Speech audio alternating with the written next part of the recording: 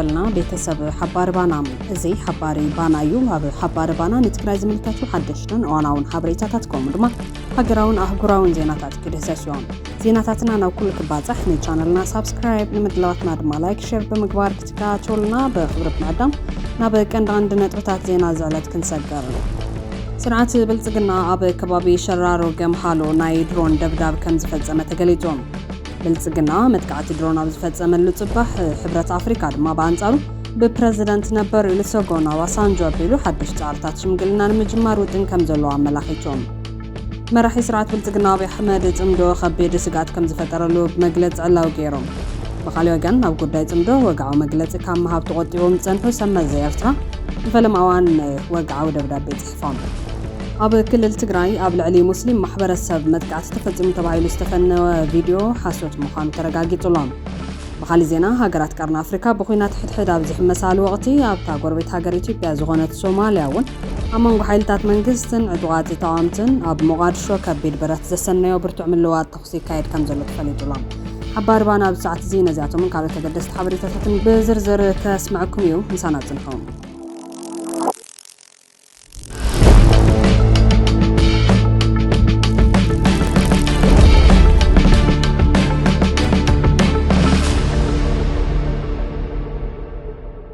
ስርዓት ብልጽግና በከባቢ ሸራሮ ገምሃሎ ናይ ድሮን ደብዳብ ከም ዝፈጸመ ተገሊጾም ብልጽግና መጥቃዕቲ ድሮን ኣብ ዝፈጸመሉ ጽባሕ ሕብረት ኣፍሪካ በአንጻሩ ብፕሬዝዳንት ነበር ኦሉሴጉን ኦባሳንጆ ኣቢሉ ሓድሽ ጻዕርታት ሽምግልና ንምጅማር ውጥን ከም ዘሎ ኣመላኺቶም ናብ ሎሚ ዘውግሕ ለይቲ 6 ፈርቓን ጀሚሩ ኣብ ገምሃሎ ከባቢ ሸራሮ ክሳብ ዶባት ኤርትራን ትግራይን ናይ ድሮን መጥቃዕቲ ከም ዝተፈጸመን ናይ ደብዳብ መጥቃዕቲ ከም ዝተኻየደን ካብቲ ከባቢ ዝረኸብናዮም ሓበሬታታት የመላኽቶም ኣብቲ ከባቢ ነቲ መጥቃዕቲ ድሮን ሲዒቡ ሓያል ድምፂ ነታጉ ይስማዕ ከም ዝሓደረ ነበርቲ ከባቢ ብቴሌፎን ሓቢሮም ኣለዉ ዓብዪ ናይ ሓዊ ቃጸሎን ሃልሃልታን ካብ ርሑቕ ይርአ ከም ዝሓደረ እውን ተገሊጹሎም እዚ መጥቃዕቲ ዝተፈጸመሉ ከባቢ ሸራሮን ገምሃሎን ኣብ ዝቐረበ እዋን ናይ ህዝቢ ምስ ህዝቢ ርክባትን ሰላማዊ ጽምዶን ብድሙቕ መንፈስ ኣተኣናጊዱ ዝነበረ ከባቢ እዩ በቲ ዝተፈጸመ ናይ ድሮን ደብዳብ ዝበፅሐ ናይ ሰብ ይኹን ንዋት ጉዳት ዛጊድ ብንጹር ክፍለጥ ኣይተኻለን ዘሎ እቶም ሓበሬታ ዝሃቡና ፍልፍላት ሰራዊት ናብ ሱዳን ክሰግሩ ብድሮን ተወቂዑ ዝብል ዝንዛሕ ዘሎ ወረ ሓሶት ምዃኑ ዝገለጹ ኮይኖም እዞም ኣካላት ህዝቢ ዘደናግር ሓበሬታ ካብ መሃብ ክቁጠቡ ምዒዶም ኣለዎም ይኹን እምበር እዚ ስርዓት ብልጽግና ኣብ ትግራይ ቀረባ ዶብ ኤርትራ ዘካየዶ ደብዳብ ድሮን ንትግራይ ሓዊሱ ንኤርትራ እውን ናብ ሙሉእ ኩናት ዝዕድም ጻሕታራይ ተግባር ክብሉ ተንተንቲ ጸጥታ ይገልጹለው ብልጽግና መጥቃዕቲ ድሮን ኣብ ዝፈጸመሉ ጽባሕ ሕብረት ኣፍሪካ በአንጻሩ ብፕሬዝዳንት ነበር ኦሉሴጉን ኦባሳንጆ ኣቢሉ ሓድሽ ጻዕርታት ሽምግልና ንምጅማር ውጥን ከም ዘለዎ ኣመላኺቱሎም ኣብዚ ጉዳይ መልኪቱ ሰበስልጣን እቲ ሕብረት ምስ ወከልቲ ሃገራት ዓባይ ብሪጣንያን ኣውስትራልያን ከም ዝተላዘቡ እውን ተሓቢሩሎ ኮሚሽን ፖለቲካዊ ጉዳያት ሰላምን ድሕነትን ሕብረት ኣፍሪካ ኣብ ማሕበራዊ ሚድያ ኤክስ ከም ዝሓበሮ ሰበስልጣን ፖለቲካዊ ጉዳያት ሰላምን ድሕነትን እቲ ሕብረት ምስ መሻርክቲ ሃገራት ኣውስትራልያን ዓባይ ብሪጣንያን ብምትሕባር ኣብ ቀጻሊ ስራሕቲ ተልእኾ ሶሞያ ጉጅለ ምክትታል መረጋጋጽን ምኽባርን ውዕሊ ፕሪቶርያ ንምትሕባር ኣብ ዘኽእሎም ጉዳያት ተላዚቦም ኣለዉ ኣብ ዘካየድዎ ልዝብ ድማ ብመሰረት ስምዕ ፕሪቶርያ ዝተጣየሸ ሰብ ሞያ ጉጅለ ምክትታል መረጋጋጽን ምኽባርን ውዕሊ ፕሪቶርያ ኣብ ዕማሙ ትኹረት ብምግባርን ሰላም ንምዕሳል ዘኽእል ስራሕቱ ደጋፋት ንምጥንኻር ከም ዝሰርሑ ኣረጋጊጾም ኣለዉ እቶም ኣካላት ኣብ ዘሳለጥዎ ሓበራዊ ዘተ ኩነታት ዲዲኣር ሰብኣዊ ረድኤት ከምኡውን ብፕሬዝዳንት ነበር ኦሉሴጉን ኦባሳንጆ ኣቢሉ ኣብ ዝጀማመር ሓድሽ ጻዕርታት ሽምግልና እውን ዘትዮም ክብል ሓቢሩሎ ፈራሚ ስምዕ ፕሪቶርያ ውድብ ህዝባዊ ወያነ ሓርነት ትግራይ ህወሓት ኣብ ዝሳለስቲ ናብ ዲፕሎማስያታት መሻርክቲ ሃገራትን ማሕበረሰብ ዓለምን ኣብ ዘቐረቦ ደብዳቤ ኣንጸላልን ዘሎ ምዕነዋይ ኩናት ኣብ ምምካን ህፁፅ ስጉምቲ ክወስድ ይግባእ ክብል ፀዊዑ እዮም እቲ ውድብ መንግስቲ ኢትዮጵያ ንስምዕ ፕሪቶርያ ብተደጋጋሚ ብምጥሓስ ንኸይዲ ሰላም ኣብ ሓደጋ ኣውዲዕዎ ከም ዝርከብን ብፍላይ ካብ ቀረባ እዋን ናብዚ ዝረአ ዘሎ ምዕባለታት ነቲ ብጻዕሪ ዝተረኸበ ጅማሮ ሰላም ኣብ ሓደጋ ብምእታው ኣብ ከቢድ ስክፍቲ ኣትይዎ ኣሎ ኢሉ ውድብ ህዝባዊ ወያነ ሓርነት ትግራይ ህወሓት ነቲ ስምዕ ብሙኑን ንምትግባር ዘለዎ ድልውነትን ንሰላም ዘለዎ ዘየንዕናቕ ጽኑዕ ቅዋምን ዳግም ኣረጋጊጹ እዮም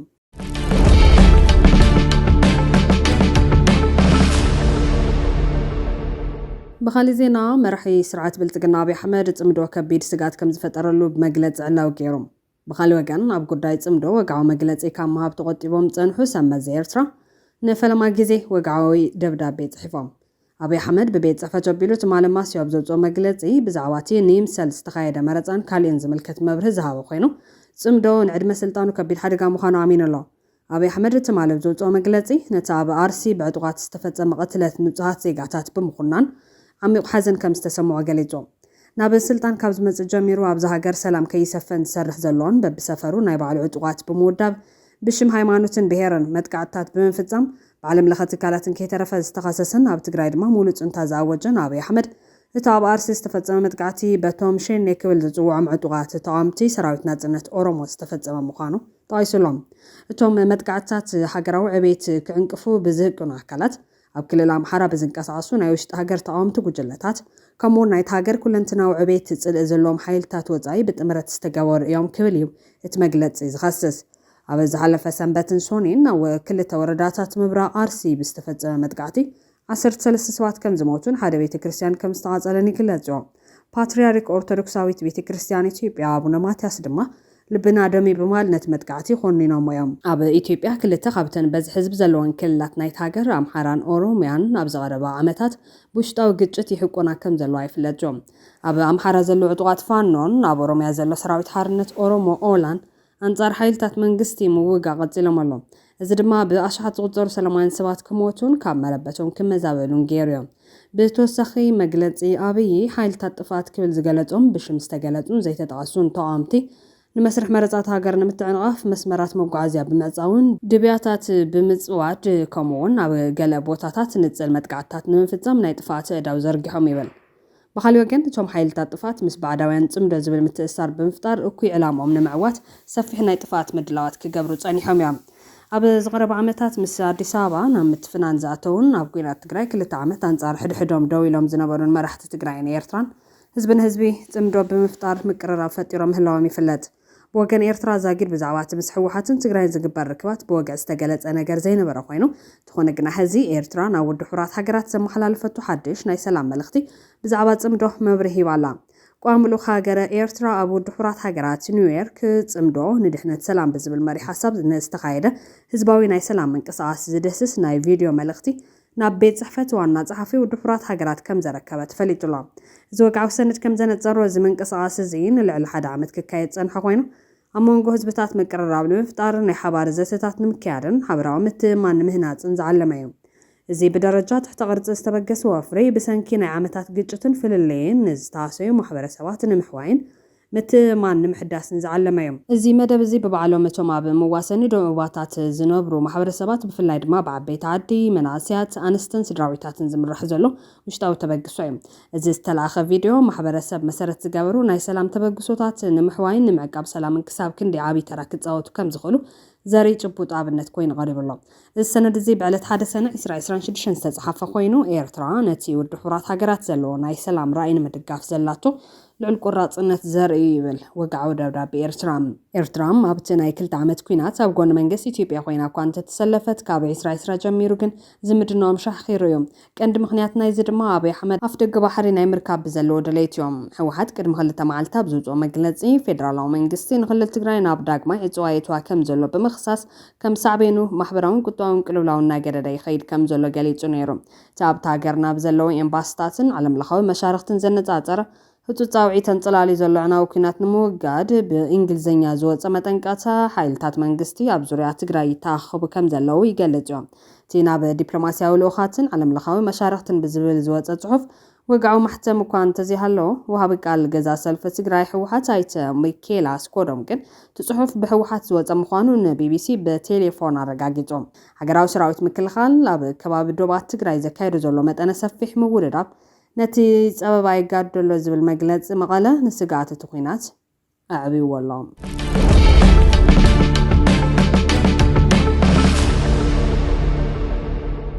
أب كل التجراي أب العلم مسلم محبر السب متقعد تفزي متبايلو استفنو فيديو حسوت مغان ترقاقي جوم أب كل التجراي كتما أكسوم أبوان صلوت عيد أسلام متقعد بتحوى من تغسيلو من زبل أب محبراوي مرحبيتات تزرقح فيديو فتصوم حسوتن استفبرخان مخانو تغالي الله تمالي أب كل التجراي أبوان صلوت عيد أسلام تغسيلو بزبل تحف في فيسبوك بسفيو استزرقح فيديو حسوت مخانو بقجلة مفتاش حقتات AFP بعمق وتسكايدو مرمرا رقاقي جوم تبستفلالي دمستاتن مسلتاتن استزرقح فيديو أب مبراوي تيبيا كتما هرار زركب موزاف دق إمام أحمد ستاديوم منبر كتما أكسوم ياري كم زيكون عرقاقي جوم ህንፃ ኣደም ሸኽን ካልኦት ኣብ ጥቓት ስታድየም ዝተጻሕፉ ምልክታትን እቲ ምስሊ ኣብ ከተማ ሓረር ሰላማዊ ጽምብል ዒድ ኣልኣድሓ ምዃኑ ኣረጋጊጾም። እዚ ናይ ሓሶት ዜና ኣብ ከተማ ኣክሱም ኣብ ገለ ኣብያተ ትምህርቲ ንዘጋጠመ ሒጃብ መጋደን ኣብ ዝቐረባ እዋን ዝለዓል ዘሎ ሃይማኖታዊ ስምዒታትን መበገሲ ጌርካ ኮነ ኢልካ ኣብ ማሕበረሰብ እስላም ፖለቲካውን ብሄራውን ወጥርን ምፍጣር ዝዓለመ ምዃኑ ተንተንቲ ገሊጾም። ኣብ ልዕሊ እቲ ቪድዮ ዝተወሰኸ ዝሕዝን ድምፅን ምስሊ ናይቲ ህቡብ ሃይማኖታዊ መምህር ራያ ኣባ መጫን ኮነ ኢልካ ሰብ ንምድንጋር ዝተታሕዘ ኮይኑ ሓይልታት ጸጥታን ተጣበቕቲ ሰብኣዊ መሰላትን ኣብቲ ዕለት ማለት እውን ትማሊ ኣብ ትግራይ ይኹን ኣብ ክልል ሃረር ኣብቲ በዓል ዝኾነ መጥቃዕቲ ከም ዘይነበረ ኣረጋጊጾም። ኣብ ከተማ ኣክሱም ምስ ተኸተልቲ እምነት እስልምና ተታሒዞም ዝፍጠሩ ቀለልቲ ፀገማት ብምዕባይ ፖለቲካውን ሃይማኖታውን ሸቐጥን ምርካብ ዝፅዕሩ ኣካላት ከም ዘለዉ ድማ እቲ ብኤኤፍፒ ዝተረጋገፀ ሓበሬታ ኣመላኺቶም።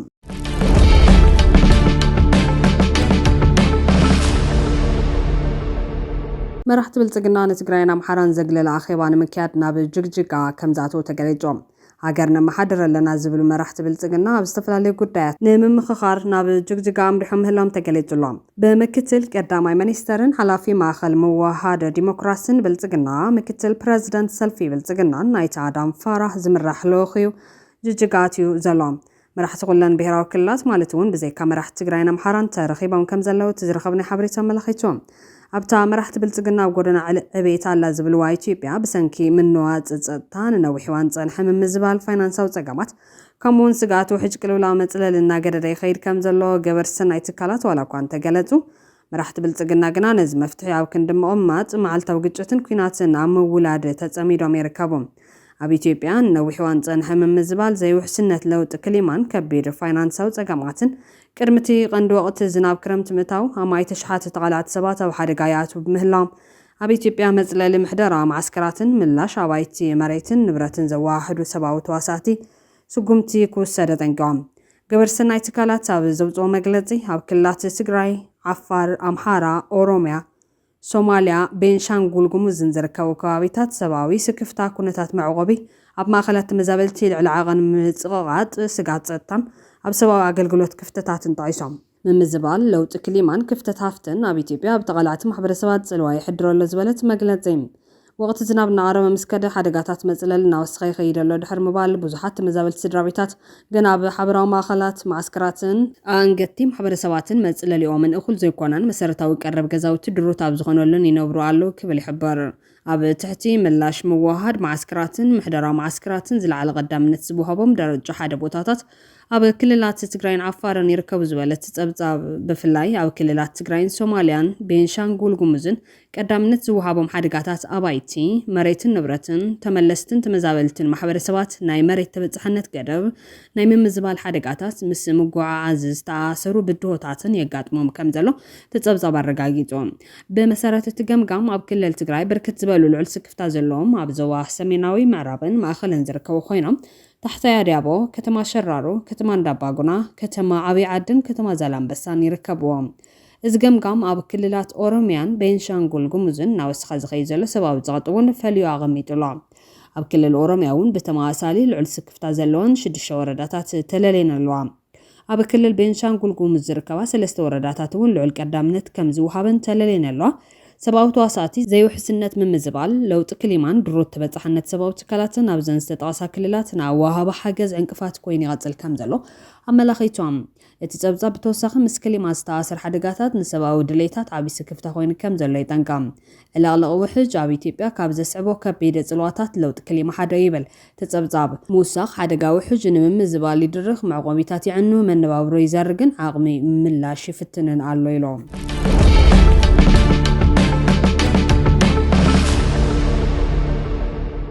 ሃገራት ቀርኒ ኣፍሪካ ብኹናት ሕድሕድ ኣብ ዝሕመሳሉ ወቕቲ ኣብታ ጎረቤት ሃገር ኢትዮጵያ ዝኾነት ሶማልያ እውን ኣብ መንጎ ሓይልታት መንግስትን ዕጡቓት ተቃውምትን ኣብ ሞቃዲሾ ከቢድ ብረት ዘሰነዮ ብርቱዕ ምልውዋጥ ተኹሲ ይካየድ ከም ዘሎ ተፈሊጦም።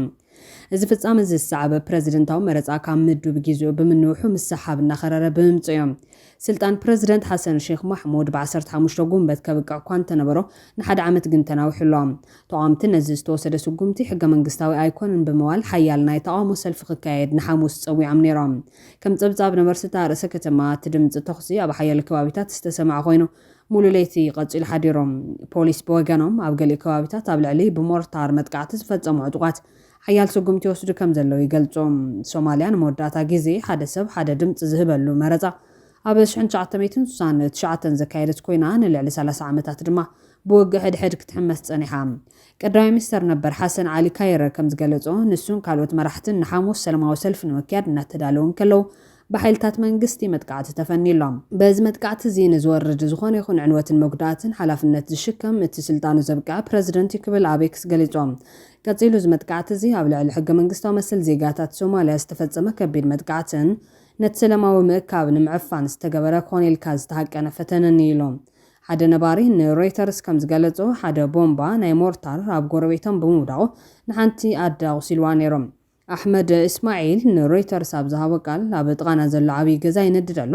ሞርታራትን ካልኦት ኣፅዋራትን እዮም ኣዕሊቦምሉ ኢሎም። በዚ ምክንያት ዝሞቱ ወይ ዝቆሰሉ ሰባት ቁፅሮም ዛጊደ ኣይተፈለጠን። ፕረዚደንት እውን ዝሃቦ ርእቶ የለን። ኣቤክስ ኣብ ዝወፀ መግለፂ መሻርክቲ ካይረ ዝኾነ ፕረዚደንት ነበር ሼክ ሸሪፍ ኣሕመድ ተቃውምቲ ብከምዚ ተግባራት ከም ዘይሰኽኑ ገሊጾም። እቲ ፕረዚደንትን ወታደራቱን ዝፈራሕና ወይ ክንድምሰስ ኢና ኢሎም እንተሓሲቦም ንሕና ጋ ኣይንብለን ኢና ኢሉ። እቲ ምልውዋጥ ተኽሲ ብምቕጻሉ ዝተሓሰበ ሰልፊ ኣይተኻየደን። እታ ርእሰ ከተማ ብተዛማዲ ርግኣት ዓሲልዋ እኳ እንተሎ ኣብ ገሊኡ ከባቢታት ግና ሓሓሊፉ ድምፂ ተኽሲ ይስማዕ ነይሮም። ሲቪል ኣቪዬሽን ሶማልያ ትግጭት ንበረራታት ኣይዓገቶን ብምባል ተጓዓዝቲ ኣብ መዕርፎ ነፈርቲ እታ ከተማ ዝግበር ንጥፈታት ኣብ ንቡር ከም ዘሎ ረጋጊጦም። እቲ በዓል መዚ ኣብ ዝውፅኦ መግለፂ ኩሎም ሎሚ ኣብ መዕርፎ ነፈርቲ ዓደን ዓደ ክግበሩ ዝተመደቡ በረራታት ከምቲ ዝተሓሰበሉ ይሰርሑ ኣለው፣ ዝተሰረዘ የለን ኢሎም። ኣብ መቃዲሾ ዝርከብ ኤምባሲ ኣሜሪካ ነቲ ግጭት ሓላፍነት ዘይብሉ ክብል ድሕሪ ምግላጽ መራሕቲ ናይ ኩሎም ወገናት ድማ ርግዓት ምስፋንን ፍልልያት ብሰላማዊ መንገዲ ናይ ምፍታሕን ሓላፍነት ኣለዎም ኢሎም። ዘባዊ ውድብ ኢጋድ ኩሉ ዓይነት ተግባራት ዓመፅ ብምኹናን ኩሎም ወገናት ገዛ ርእሶም ክገጥኦን ንዘይምርዳእት ብዘተ ንምፍታሕ ክሰርሑን ተማሕፂኖም። ልኡኽ ሕብረት ኣውሮፓ ኣብ ሶማልያ ብወገኑ መራሕቲ ንሃገራዊ ረብሓታት ቀዳምነት ከቡን ኣብ ረብሓ ህዝቢ ሶማልያ ዝተመርኮሰ ናብ ስምዕ ዘብፅሕ መርሃ ጎደና ክኽተሉነት ተሓሳሲቦም። ሼክ ሓሰን መሐመድ ኣብ 2022 ብባይቶ ዝተመረፀ ኮይኑ ንመሐመድ ዓብዱላሂ መሐመድ ፋርማጆ ብምስዓር ተመሪፆም። ንሱ ኣቐዲሙ ካብ 2012 ክሳብ 2017 ፕረዚደንት ኮይኑ ዘገልገለ ኮይኑ ናይ ሽዑ ብረስልጣኑ ኣብ ውግእ ኣንጻር ኣልሸባብ ዘተኮረ ነይሮም። እዞም ጅሃዳውያን ዕጡቃትን ክሳብ ሕዚ ንሓያል ክፋል ሃገር ተቆጻጺሮም ኣለዉ። ስልጣን እቲ ፕረዚደንት ምብቅዑ ስዒቡ ፌደራላዊ መንግስትን ተቃውምትን መስርሕ ዘተኳ ተጀመሩ ናብ ስምዕ ክበጽሑ ግን ኣይከኣሎን። ሼክ ሓሰን መሐሙድ ንሶማልያ ናብ ዲሞክራሲያዊ መረፃን ምስግጋር ክጽዕር ጸኒሑ እዩ። ዓበይቲ ዓዲን ኣባላት ባይቶ ዝመርፅሉ ከምኡውን ንሳቶም በጊዶም ፕረዚደንት ዝመርፅሉ ስርዓት ግን ክቕይር እዩ ዝደሊ። ተቃውምቲ እቲ ቁኑዕ መረፃ ብኸመይ ክካየድ ከም ዘለዎ ኣይስማዕምዑን። ነቲ ኣብ መጋቢት ዝተገበረ ቅዋማዊ ምምሕያሽ ንስልጣን ፕረዚደንት ንሓደ ዓመት ዘናውሕ ስጉምቲ ድማ ይነጽግዎ። ብተወሳኺ ሓድሽ ናይ ፖለቲካውያን ሰልፍታት ሕግን ምሻም ኮሚሽነራት መረፃን ንኹሉ ዘጠቓለለ ኣይኮነን። ስለዚ ድማ ንፍትሓዊ መረፃ ዝሃስዩ ክብሉ ይማጎቱ ኣለዉ።